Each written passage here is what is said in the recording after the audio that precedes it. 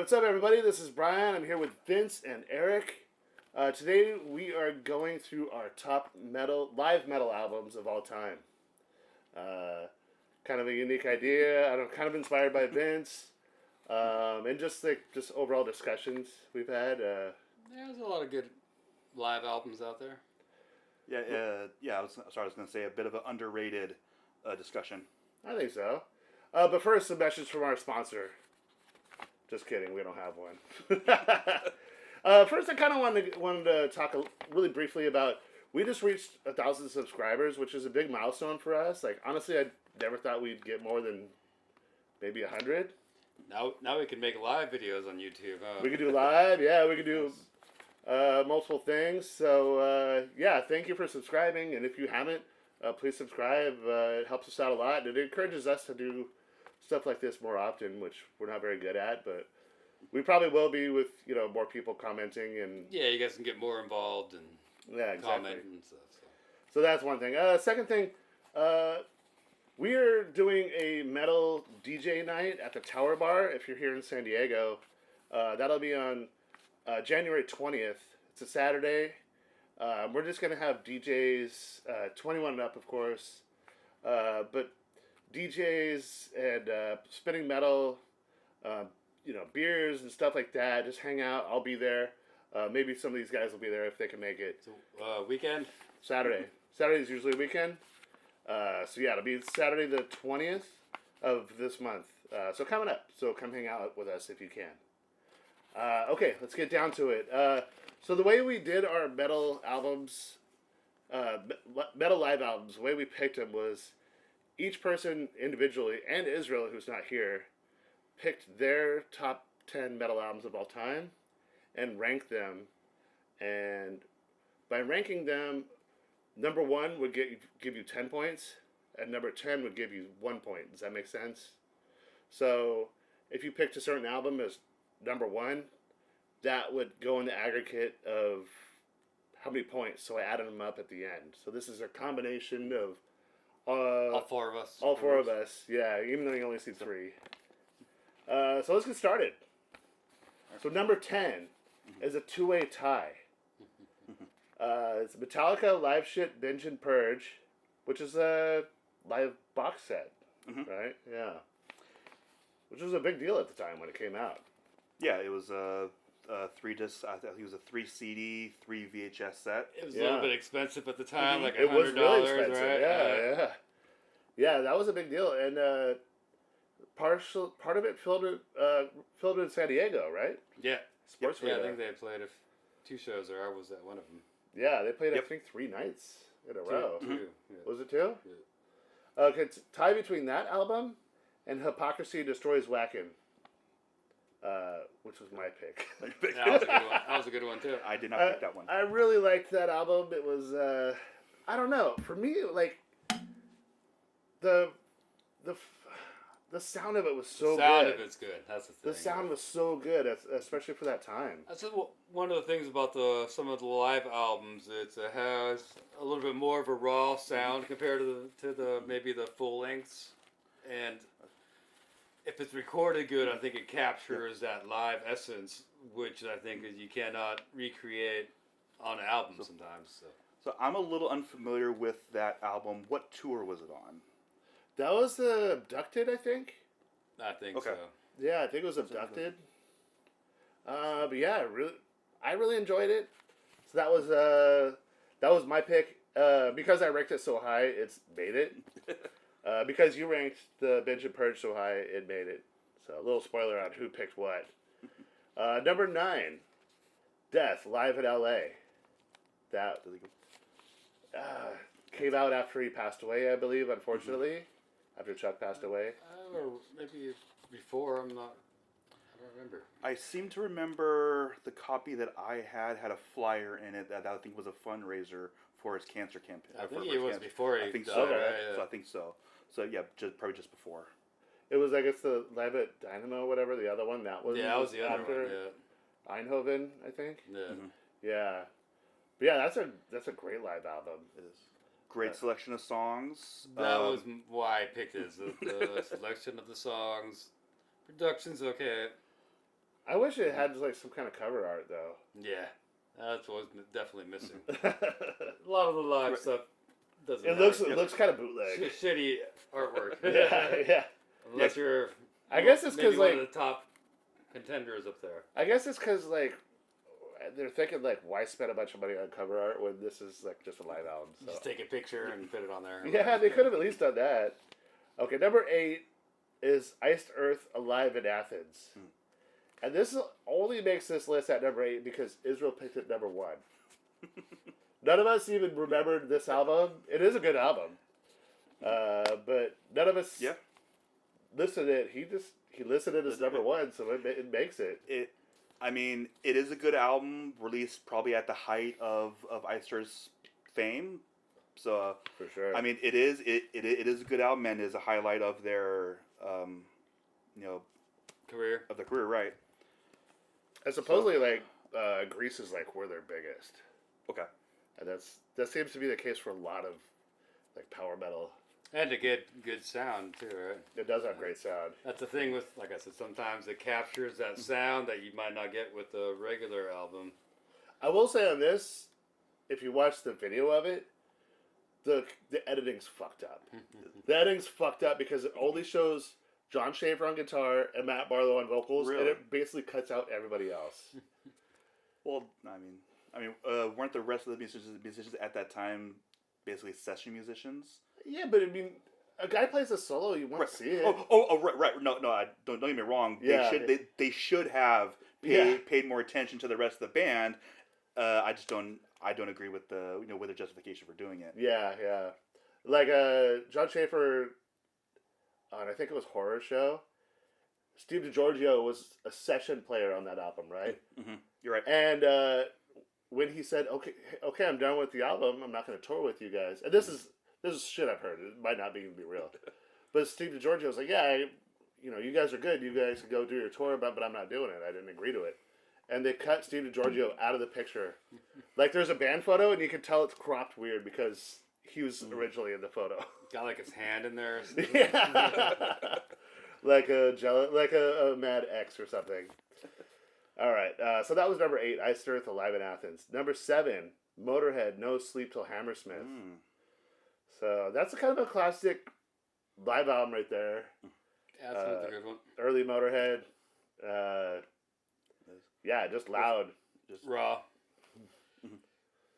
Unfortunately, I don't have much to say on that album because I didn't pick it. But yeah, it's just classic Motorhead. It's almost as classic as one of their albums, which is the case on number 6. Number 6 is Judas Priest, Unleashed from the East, and to me that is as classic as their albums. Yeah. It is. So many of us picked that one. Song selection was great. Production was great. I picked that one. It was one of my top 5. I don't think I was, but it was close. It's good. It's pretty good. This is kind of where I got to jump in and because if we get any comments, it might be about how live they are. Okay.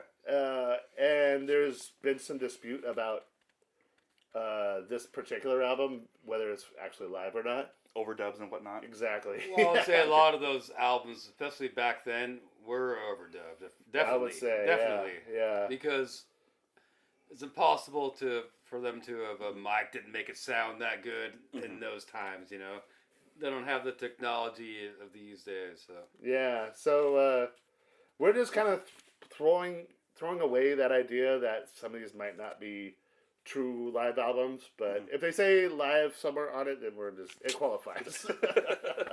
So that was number 6, Judas Priest, Unleashed to the East. It's a great listen. So we're at number 5, and this is kind of coming from that same era. It's Heaven and Hell live from Radio City Music Hall, which is a great one too. yeah, it's an awesome one. Kind of crushed my heart a little bit because I was hoping that was going to be the number 1. The number 1. That's a really good live album. It is. It's so good. It's kind of like a modern classic, right? Yeah, for me, I had to pick between there's too many live Sabbath albums I like. So Yeah. I had to pick a different one, but I but I love that one. I picked a different live album, by the way, from Black Sabbath. It was the what is it, Live Evil? Or Yeah, I love that one too. that's the one Yeah. I was picking, but it's you're drawing straws at that point. Yeah, there's too Yeah. many good albums from them that are live, and That's a good one. the I mean, different eras. It's so just long span of time. Yeah, you got Yeah. the Mob Rules era versus the new modern Black Sabbath era, yeah. And the Tony Martin and which that could be another video, but that's a whole other hugely underrated. I Era love Sabbath. that stuff too. Yeah. Oh man, I gotta like get extra batteries for that video. Okay, that was Heaven and Hell live from Radio City Music Hall. That's number 5. Number 4, Pantera 101 Proof. That live album. That live album has an interesting mix because they included a lot of crowd noise in that one. Okay. And are you pro or con crowd noise? If it doesn't add to the music. I like it between the songs. Yeah. During the song, sometimes it's annoying. I mean, it. I think a good example of good crowd noise is maybe Queen, where Freddie Mercury is putting a lot of crowd work into the song, and that can really add to the live album. Yeah, and like even Kiss and Kiss Alive has crowd noise when you hear the pyro go off. Mhm. Yeah, that's what I mean. Like when Yeah. you just kind of select it and Gotcha. add it in there. Yeah, Okay. But I don't like it when it's there the entire time. Just- and it sounds like just constant. someone with a recorder. I would say 101 Proof has more crowd noise than most. But they do dial it back, but it's always still there, so it's kind of interesting. So I enjoy that. Number 3 is Ozzy Osbourne Tribute. So this was recorded during the Randy Rhoads era live stuff. Double album. Yeah. Yeah, I really enjoy it. Yeah, I believe it's more of a collection of hand-picked songs from that. From the first 2 albums, right? Right. Yeah, and I like the outtakes and stuff too. It was kind of cool. Mhm. Of the guitar, Yeah. the guitar instrumental he does is it called D. D or something, Yeah, right? yeah. But yeah, that's that tribute album is it's a really good example of somebody highlighting someone's talent, and I believe that was the purpose of that album. Yeah. Yeah, it's like Ozzy has like a lot of live stuff, but to me this one sticks out the most. It's special. Yeah, nobody listened to some Well, of the. that was like you guys were talking about people overdubbing. That's one where I would think maybe they probably didn't overdub it. Mm-hmm. That's what it sounds like to me, anyways. Oh, I bet they did. I don't know. Maybe the vocals. Because Sharon was our manager. Maybe so. the vocals they did. Even back then, Sharon was their manager. So I don't know. But I mean, it is. We got to put that aside. Okay, so that was number 3, Ozzy Osbourne, the album Tribute. I think is it just called Tribute? Or is it Tribute to Randy Rhoads? I guess Tribute. It's a tribute.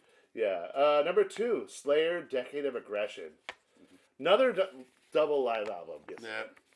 And this one's got a lot of crowd noise. Yeah, it does Yeah. too. Yeah, it does. It's got a lot of crowd noise. I like it. I like that one. Right, it's a good selection of songs from from early era, and that at least that era of Slayer, it was Seasons, right? Yeah. Yeah. And it still has a pretty good production. Then I think it's pretty. And it's before they went new metal, Yeah. so that's good. Yeah. With the original lineup. Yeah, you're right. Dave Lombardo Probably is one of the is last on that. recordings they did before he quit, huh? Is it? Well, It's- I think so. Right? Now, like reading these off, I like want to listen to them again. It might be the beer talking, but I have to double check if Dave Lombardo was the Indisputed Attitude or the. I don't think he was. No, he was not. Divine Intervention was Paul Bostaph. So Okay. Yeah. All right. Yeah, we'll have to check that. Yeah. So that's a good one. I don't know. I need to revisit it again. I like the videos. That's one other thing I liked about those a lot too. Oh, they came out the VHS. Not all the songs. No, They should have come up with all of them. that would take like a 3 or 4 VHS like set. But yeah, Right. But I like their tempo changes. Mhm. You know, they speed up certain songs. Some of them they kind of slow them down. I mean, Well, I think that's just maybe at their prime, and It's definitely the it prime. sounded Yeah. huge. That's when they sounded really big and huge, and I think that was like the top of their career, probably. Absolutely. Okay, so that was number 2, Slayer, Decade of Aggression. Number 1, the top one. Any guesses? Any guesses? Any guesses? We all, this is the only one we all 4 picked. Iron Maiden, Live After Death. And I think it's fucking well deserved. I think my tape is pretty warped by now. And that's another double live, Yeah, right? Yes, right. Yeah. Yeah, it is. Man, yeah, like the top 3 are all double live.